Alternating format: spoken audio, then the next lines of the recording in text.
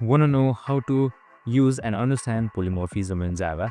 Well, no worries. In this video, I'm going to show you an easy step-by-step guide on how you can easily modify, use, and understand polymorphism. It's super simple, so let's get right into it. Now, in this code right here, we can see the polymorphism has been defined. It is a same method and name, but different behavior. So we are using our parent animal reference. So we have this parent animal right here. So we use it as reference, but we assign it to a cow object. So when we call sound method, it runs the cow's version. So when you call sound, it runs something like a moo right here. So that's it. Super simple and easy. So polymorphism basically lets you write flexible reusable code with different object types. And that's it. You can just simply run this code up to see the results, and it should be right in front of you.